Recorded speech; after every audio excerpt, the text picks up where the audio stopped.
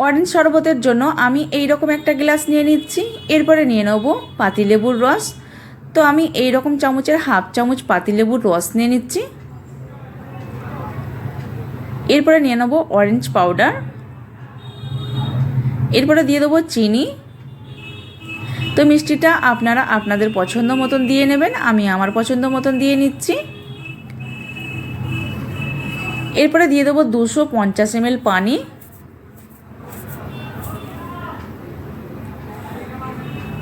তো খুব সহজে এই অরেঞ্জ শরবতটা বানিয়ে ফেললাম।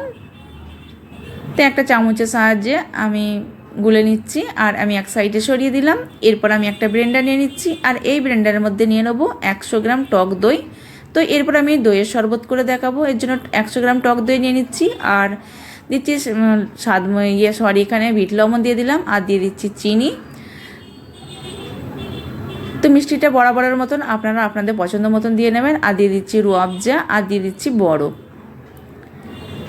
এরপরে দিয়ে দেবো 150 ml পানি। এরপরে ঢাকনা বন্ধ করে দিয়ে ব্লেন্ড করে নিচ্ছি। তো ব্লেন্ড করা হয়ে গেছে, আমি একটা গ্লাসে উঠিয়ে নিচ্ছি। তো আমি এই গ্লাসটার মধ্যে উঠিয়ে নিচ্ছি।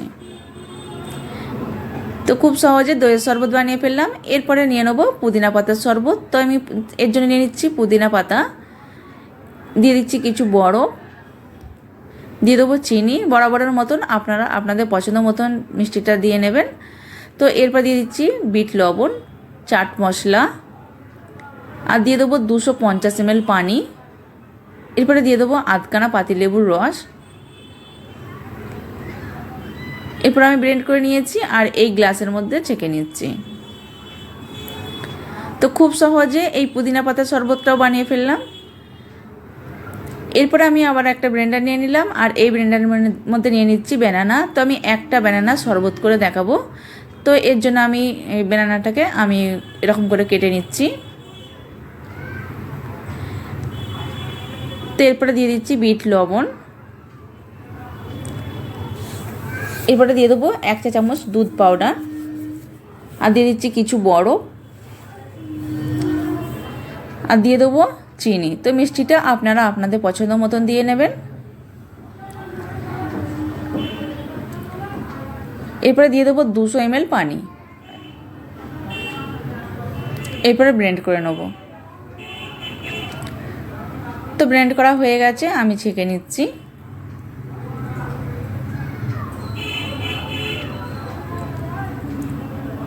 তো আমি ছেঁকে নিয়েছি আর এই গ্লাসের মধ্যে উঠিয়ে নিলাম। ভিডিও যে যেখান থেকে নিয়ে দেখছেন অসংখ্য ধন্যবাদ। সবাই ভালো থাকবেন, আল্লাহ হাফেজ। আপনারা চাইলে এই আঙুরের শরবতটি তৈরি করে নিতে পারেন। তো আঙুরটা ধুয়ে নেওয়ার জন্য আমি একটা পাত্র নিয়ে নিলাম আর পাত্রের মধ্যে নিয়ে নিচ্ছি পরিমাণ মতন পানি আর লবণ। এরপরে 1 চিমটে হলুদ গুঁড়ো। এরপরে মিক্সড করে নেব।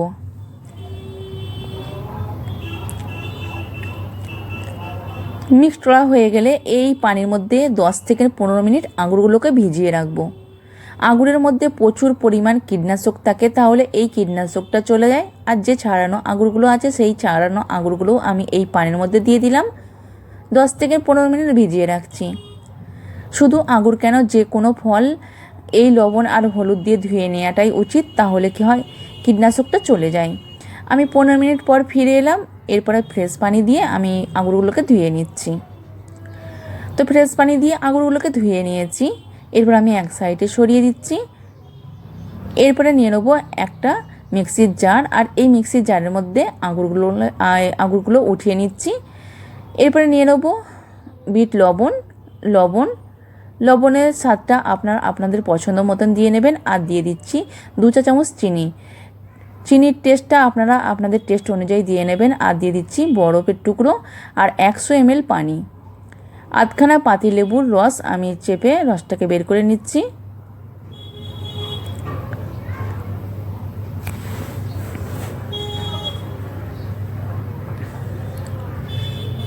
এরপরে ঢাকনা বন্ধ করে দিয়ে আমি ব্লেন্ড করে নেব।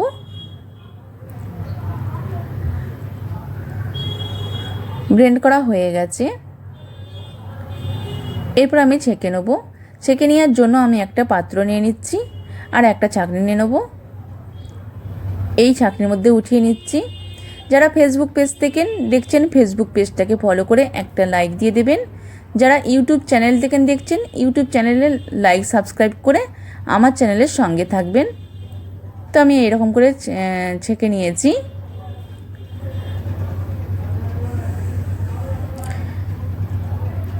তো ছেঁকে নেওয়া হয়ে গেছে। এরপর আমি একটা সাইডে সরিয়ে দিয়ে দুটো গ্লাস নিয়ে নেব, এই গ্লাসের মধ্যে উঠিয়ে নেব।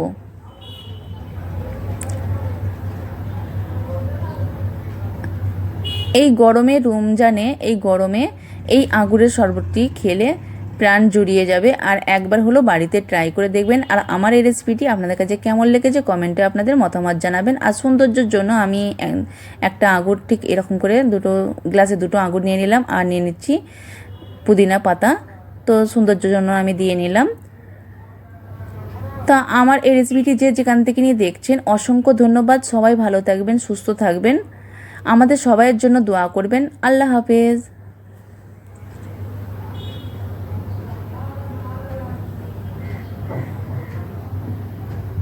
চ্যানেলটি সাবস্ক্রাইব করেননি, লাইক সাবস্ক্রাইব করে নিয়মিত আমার চ্যানেলের সঙ্গে থাকবেন আশা করছি। প্রথমে চিনি শিরাটা বানিয়ে নেওয়ার জন্য হাফ কাপের একটু কম আমি চিনি নিয়ে নেব। এরপরে নিয়ে নেব হাফ কাপের একটু কম পানি, অর্থাৎ সমপরিমাণ পানি নিয়ে নিচ্ছি।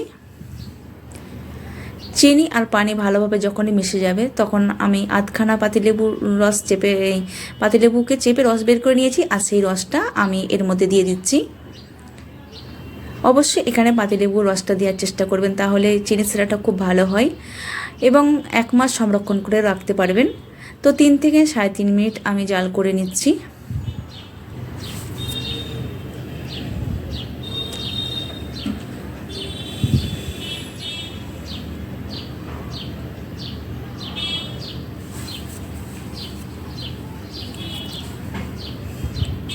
তিন থেকে 3.5 মিনিট জাল করে নিয়েছি। আর এর থেকে কিন্তু বেশি জাল করে নিলে তাহলে চিনি ঠান্ডা হয়ে যাবার পর চিনি দানা দানা হয়ে যেতে পারে। এই পর্যায়ে গ্যাসের ফ্লেমটাকে বন্ধ করে দেবো। ঠান্ডা করে নিয়ে আমি একবার টেস্ট করে দেখে নেবো ঠিক এরকম একতার হবে। আর গরম অবস্থায় যদি একতার হয় তাহলে কিন্তু ঠান্ডা হয়ে যাবার পরে চিনি দানা দানা মতন হয়ে যাবে। তো একদম পারফেক্ট আছে। এরপরে আমি একটু ফুড কালার অ্যাড করে নেবো সৌন্দর্যের জন্য। আর কালারটা যদি আপনারা চাইলে আর একটু বাড়িয়ে নিতে পারেন, তবে আমি কালারটা আর বেশি বাড়াবো না, আমার মনে হয় এটাই পারফেক্ট আছে। ভালোভাবে মিশিয়ে নেব। আমি মিশিয়ে নেওয়ার পরে আমি একটা পাত্রে উঠিয়ে নেব। তো আমি এইরকম একটা পাত্রে উঠিয়ে নিচ্ছি। মধু যেমন ঘন ঠিক সেরকম ঘনত্বটা হবে আর এরকমই রাখতে হবে। যারা ফেসবুক পেজ থেকে দেখছেন ফেসবুক পেজটাকে ফলো করে একটা লাইক দিয়ে দেবেন। যারা ইউটিউব চ্যানেল থেকে দেখছেন ইউটিউব চ্যানেলটা লাইক সাবস্ক্রাইব করে আমার চ্যানেলের সঙ্গে থাকবেন। এরপর আমি এক সাইডে সরিয়ে দেবো। দেওয়ার পরে আমি চুলায় একটা প্যান বসিয়ে দিয়েছি আর দিয়ে দেবো 1 লিটার লিকুইড দুধ। আমি বাজারে যে প্যাকেটের লিকুইড দুধ পাওয়া যায় সেই প্যাকেটের দুধ নিয়ে নিয়েছি। গ্যাসের ফ্লেমটাকে একদম হাই রেখে দ্রুত বলক উঠিয়ে নেব। তো এর জন্য আমি নিয়ে নেব হাফ কাপের একটু কম চিনি নিয়ে নিচ্ছি। যেহেতু আমাকে চিনি শিরাটা অ্যাড করতে হবে তাহলে মিষ্টিটা কিন্তু বেশি হয়ে যাবে। তো আমি এখানে হাফ কাপের একটু কম চিনি নিয়ে নিয়েছি। আর নিয়ে নিচ্ছি হাফ কাপ গুঁড়ো দুধ। তো গুঁড়ো দুধটা দিলে কিন্তু এই শরবতের ফ্লেভারটা খুব সুন্দর হয় বা খেতে কিন্তু খুবই ভালো লাগে। তো ভালোভাবে মিশিয়ে নিচ্ছি। আর এখানে নিয়ে নেবো 14 থেকে 15টা কাজু বাদাম আর নিয়ে নেবো 14 থেকে 15টা পেস্তা বাদাম নিয়ে নেবো। তো কাজু বাদাম আর পেস্তা বাদাম সমপরিমাণ নিয়ে নিয়েছি। এরপর আমি গুঁড়িয়ে নেব। এরপর আমি একটা পাত্র নিয়ে নেব আর সেই পাত্রের মধ্যে নিয়ে নেব একটু পানি আর দিয়ে দেবো 2 চা চামচ কাস্টার্ড পাউডার। এরপর ভালো করে মিশিয়ে নেব। মিশিয়ে নেওয়ার পরে এই দুধের মধ্যে দিয়ে দেবো। আর গ্যাসের ফ্লেমটা এই পর্যায়ে একদম আস্তে রেখে লোয়ে রেখে কাস্টার্ড পাউডারটা ঢেলে দেবো। আর অনবরত নাড়তে হবে, না হলে তলায় দলা দলা পেকে যেতে পারে। তো অনবরত নেড়ে আমি মিশিয়ে নেবো ভালোভাবে। এরপরে যে আমি কাঠবাদাম বা পেস্তা বাদামকে আমি ঘুরিয়ে নিয়েছিলাম সেই কাঠবাদাম আর পেস্তা বাদাম দিয়ে দিলাম। আর কাঠবাদাম পেস্তা বাদামটা দিলে কি হয় খেতে কিন্তু ভীষণ ভালো লাগে আর দাঁতের নিচে পড়লে কিন্তু খেতে খুবই ভালো লাগে। আর আমার তো ভীষণই ভালো লাগে। এরপরে আমি কাঠবাদাম আর পেস্তা বাদাম কিছু এরকম করে কুচি করে নিয়েছিলাম, এটাও আমি দিয়ে দিলাম। আর খেতে কিন্তু ভালো লাগে। তো এই শরবতটা খেতে কিন্তু ভীষণই ভালো লাগে আর খুবই টেস্টি আর খুবই মজাদার হয় এই শরবতটা। আর বিশেষ করে কাঠবাদামটা যখন দাঁতে পড়বে তখন কিন্তু মানে অসাধারণ লাগে খেতে। এই পর্যায়ে গ্যাসের ফ্লেমটাকে একদম হাই রেখে দ্রুত বলক উঠিয়ে নেব।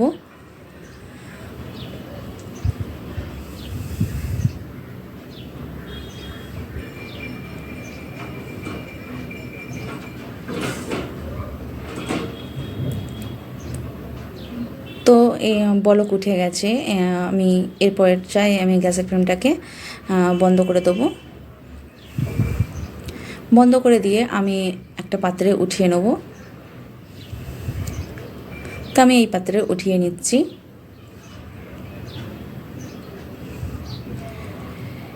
আমি ঠান্ডা করে নেব। ঠান্ডা করে নেওয়ার পরে নর্মাল ফ্রিজে 3 ঘন্টার জন্য আমি একেবারে ঠান্ডা করে নেওয়ার জন্য রেখে দেবো।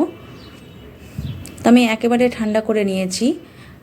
আর ঠান্ডা করে নেওয়ার পরে একটু মানে ঘনত্বটাও একটু হয়ে গেছে, মানে ঘনত্ব হয়েছে, অনেকটাই ঘন হয়ে গেছে। আর এখানে আমি এই যে চিনি সিরাটা আগেই বানিয়ে রেখেছিলাম, সেই চিনি সিরাটা 3 থেকে 4 চা চামচ আমি দিয়ে দেবো। এর থেকে যদি আপনারা চাইলেন আর একটু কালারটা বাড়ানোর জন্য আর একটু দিয়ে নিতে পারেন, তবে আমি আর দেবো না। আমি কালারটা ঠিক এইরকমই রাখবো। আমার মনে হয় এটাই পারফেক্ট আছে। এরপরে আমি এখানে আমি গ্লাসের মধ্যে আমি উঠিয়ে নিচ্ছি। আর খুব সহজে এই শরবতটা বানিয়ে ফেলা যায়। বেশি কিছু উপকরণ লাগে না। দুধ, কাঠবাদাম, পেস্তা বাদাম, চিনি, এইটুকুই মানে লাগে। আর খুব সহজ মানে এই শরবতটা বানিয়ে ফেলার জন্য। আর সৌন্দর্যের জন্য আমি কিছু কাঠবাদাম বা পেস্তা বাদাম উপরে আমি ছড়িয়ে দিচ্ছি। আমার এই রেসিপিটি আপনাদের কাছে যদি এতটুকু ভালো লেগে থাকে তাহলে লাইক সাবস্ক্রাইব অবশ্যই করবেন। আর কেমন লেগেছে কমেন্টে আপনাদের মতামত জানাবেন। আর আপনারা যদি আরও কোনো ভিডিও দেখতে চান তো কমেন্ট বক্সে আপনারা জানাতে পারেন। তো ভিডিওটা যেখান থেকে নিয়ে দেখছেন অসংখ্য ধন্যবাদ। সবাই ভালো থাকবেন, সুস্থ থাকবেন, আমাদের সবার জন্য দোয়া করবেন। আল্লাহ হাফেজ।